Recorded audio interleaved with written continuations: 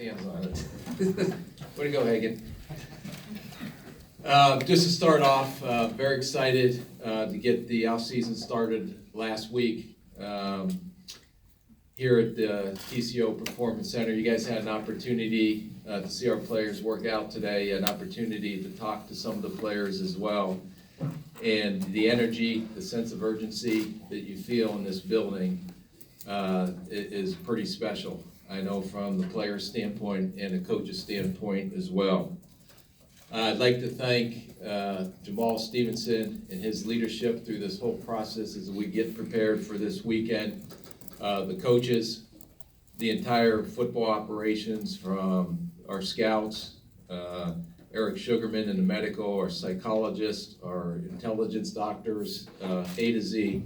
There's a lot of people that are involved in this process to help us make the best decisions we can possibly make. It is truly a team effort as we get ready to finalize our board, which we did today, and to get ready to go this weekend. This is the last chance during the off season that you have an opportunity to really make a significant change to your roster. We were able to be aggressive in free agency. We got a key extension done so far with Eric Kendricks, and now this is really truly the last piece of the puzzle where you can make some significant changes to your roster. So we're always going to continue the philosophy of building through the draft, supplementing with free agency, and I anticipate this is the next step into building this 2018 roster. So with that, I'll open it up for questions. Has there already been a lot of action on trades or calls going back and forth, or is that pretty much a draft the trade thing, I know everybody talks about wanting to trade up, trade down. I've had 4 calls over the last 2 days where we're picking. But I truly, you don't know, and I wish I could say, yeah, we'd love to trade out, but I don't want to trade out if there's a player that falls to us. Example like a Dalvin Cook last year. Then we went and traded up. So our philosophy on the trade, I think last year we traded up twice and down 7 times. It's not planned. It's more reactive to what's happening and how the names are falling off the board, and also, what the depth is at that particular position. So if it's a deep class at a particular position, and one of the areas that we want to try to address, and we can move down and still get that player, sure, why wouldn't you do that? Because you get the benefit of having another draft pick or adding another potential player to your roster. Or if it's a significant situation where we felt last year twice on Friday, I think we went up to get guys because we felt that strongly about it. Not only with Dalvin Cook, but I think last year when you seen that center guard area start making a run, we weren't going to sit back where we were picking in the 3rd round, and we were pretty aggressive to go up and get the Pat, the guy that we coveted in the draft last year. I'm betting it's a cinch you'll make a move. You love to make those moves, and you make one. How much you betting, Sid? I bet pretty good. How about Murray's gift certificates? I don't have enough That's of them. significant. Hey, Rick, when you're as aggressive in free agency as you guys were this year with Kirk, with others, does it take the pressure off at all going into the draft about, you filled some big needs already before you get to draft day? I don't think it never takes the pressure off. I think what it does is, especially where we're picking this year, which I would take, 2 spots lower, but I would take this area every year we possibly can get it, is that it gives you a lot of flexibility on what direction you want to go. I know, everybody in the mock world and the experts out there are saying it's O-line, O-line, O-line, but when you look at your roster, you have to look at, okay, where are some other holes that you're going to have to fill? And if you look at, that's why I'm looking at the 2019 roster as well. Guys who are not under contract. What if there's a significant player that's there at 30 that could potentially fill a need? may have a role this year, but definitely fill a need in the future. So you have to weigh in not only what your needs are this year, but I think we're in a position, especially at 30, that, as everybody thinks, that we're locked in an offensive line. That's absolutely not the case. I think right now, the way our draft board's developed, we have 5 different positions that we can go in any direction, depending on how the board's fallen Thursday night. Do you consider the offensive line a deep class? I think in specific areas, I mean, I would say the center guard area is a pretty deep class. I think there's some offensive tackles in this class, but I think it may drop off a little quicker than the center guard area. So, those are the things that are your way. And if Sid's prediction comes true and we do move out of the first round and you have 3 or 4 options, at a particular position, and you can get that same player in the second round, but also have an additional pick, why wouldn't you do that? Hey, that's Rick, have you- something about the 3 players you need to sign after this year, Barr and the other 2. You have enough money to sign those guys? Rob said we do. No, we're working on that. We're looking, it's a process, on where the monies come in. I know we've tried to plan. I don't know where the next potential guy is. We'll continue to work through that. Usually the trigger point is right before training camp, is when we've got a lot of extensions done. So we'll monitor it, but that will not have any indication of what direction we go in the draft. We're going to, you want to draft good football players is what you want to draft. And that's what we're going to do. I think the other thing that you have to be aware of is, as we're going through these meetings and, you're looking at players, and there are a lot of good players, but he may be a good player in a different scheme. And I think the communication and that we have with the coaching staff and the personnel staff, and we sit there when we're group study. In fact, offensive and defensive coaches, I gave them a pot of players to look at and that are graded relatively in the same area, but we may go in a different direction than people anticipate, because maybe that player is going to be a really good player, but he is going to be a really good player in a different system than the system we run. So that's where you have to be on the same page with the coaching staff, understanding the physical traits, what that player is going to be asked to do, whether from an offensive scheme standpoint or a defensive scheme standpoint. What's something, Rick, have you made a decision on whether Mike Remmers will stay at right tackle or whether he could be a guard? And then how does that potentially influence how you might draft on the offensive line? Well, Mike Remmers gives us some flexibility to go either direction if we do go offensive line. If you go with an interior player, then Mike Remmers, we feel, can play right tackle for us, and he can play at a winning level.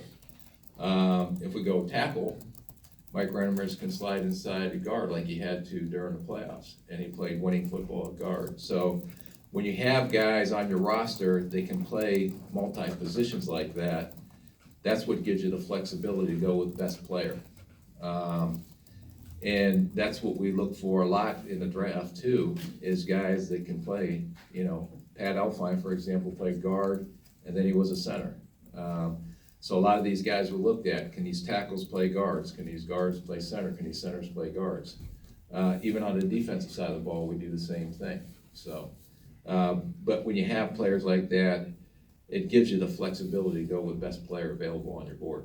You've been at this a while. Is there something that you feel you know now that you didn't when you started doing drafts? I don't know. I'll let you know after the draft. That's what makes the draft to me so much fun, is because it's so unpredictable. You can't predict what trades are going to happen in front of you. You can't predict what players are going to drop to you. And basically, you do all this prep, and this is the time of year where, I've hammered so many different scenarios over the last 3 days. I mean, I can't tell you all weekend how much film we watched and how many scenarios I put ourselves in, not only at 30, but if we trade back and these players are available, are we just as happy with getting one of these players and another pick? We went through scenarios through the bottom of the second, bottom of the third round right now.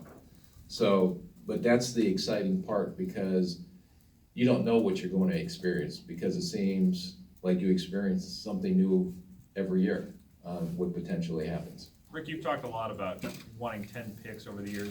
When you're able to stockpile picks like that, is that more about having more swings at getting players, or does it give you flexibility? I just always had the philosophy, if you can get to that amount or more, I think that you have a better chance of hitting on players.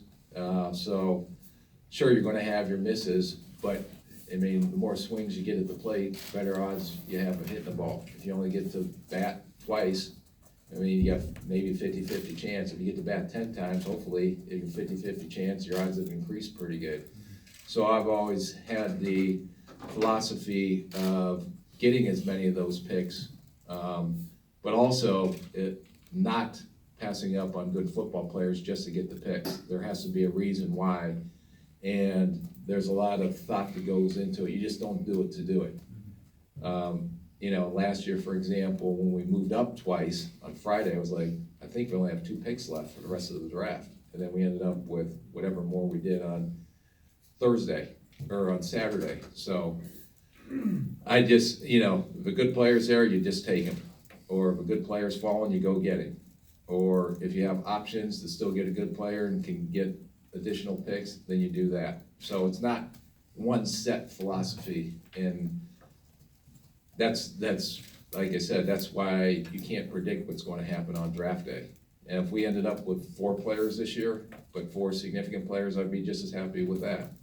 Along those lines, having those 10 picks, how much of a factor has that been in the success you've had, getting some key players in late rounds, and then what are some of the other factors that have led to that success? I think, again, getting, like I said, taking as many swings as you can down in those later rounds. And I think last year, which I wanted to improve on the most, was the college free agency and our approach and our philosophy in that area. And I think it paid off last year, and I think it's even going to be more significant this year. I mean, when you have a roster, I think how ours is built right now, where you have 2 tiers. You have a pretty expensive tier that's in your starters, but you can't have that expensive of a tier as your backups. So you're going to have young guys that can economically fit in the cap as your backups. But the reason you feel so confident about that is because of the coaching staff that we have and how they've developed all these young guys. And, that's I think why we've been successful, because we can identify these guys, but our coaches across the board, and that starts with our head coach, have done incredible at developing this young talent.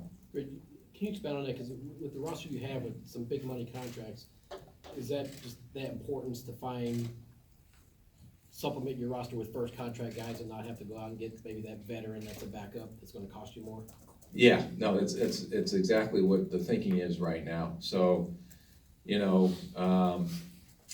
every year is a big draft, but the more heavier or front-loaded our roster gets with those big contracts, the more important the backups or the role players that you're hoping are going to develop into starters make a significant difference. And if you do get one of your top tier guys that you paid a lot of money to hurt, like I said, there's not another high expensive player behind him. Now you got these young guys, and we have the coaching staff that are going to get these young guys to go out there and perform. A couple weeks ago, you were all in on the new draft room. What's your early feedback on how that's working? I would say that the IT people and Paul Nelson and Luke Burson and all the people that went into that, I would consider myself not an IT person, but I know how to break things very easily. Not only IT stuff, but a lot of other things. But I haven't been able to break the board. And it's been the biggest thing that I was very nervous about was this is my first time in I think 30 years that I've never gone without magnets. And so this board has been incredible. And again, all the credit to the Wilfs for giving us the resources to have, you know, such a unique board, which I don't think any other team in the NFL or any other sport has this type of board. It made us so much more efficient. So when we're sitting there and we're working in our areas of the board, and as you know, I work horizontally, so I'm going down to this end and pulling this tag for defensive end, I'm going down to this end and pulling a tag for this running back. Well, it takes me, the way I walk, 10 minutes to do all those tags. Now I'm just pushing things within 30 seconds, and we've been so much more efficient. And the time we've saved by the technology that's in that room has been incredible. Now, you're still gonna have to, it all comes down to you making sure you're making the right decisions, but it's freed up more time for us to do film group studies. It's freed up more time for us to do a lot more conversations. Like right now, last year at this time, when you have tags, all right, we had to have everything done and finalized by this afternoon, because then we're running the tags and putting all the tags up on the board. We're still, how do we say, dosing up the board a little bit and tweaking the board. So, because all you do is just change it and it automatically change, you don't have to run any tags. So it gives us, the efficiency has been incredible. The amount of time we save, wasted has been incredible. Usually we have a big assembly line up there of 10 people doing tags right now, putting them on magnets so they can stick on the board. Now, all we're doing is focusing on this and don't have to waste that time. Can you get a good tackle in the second round?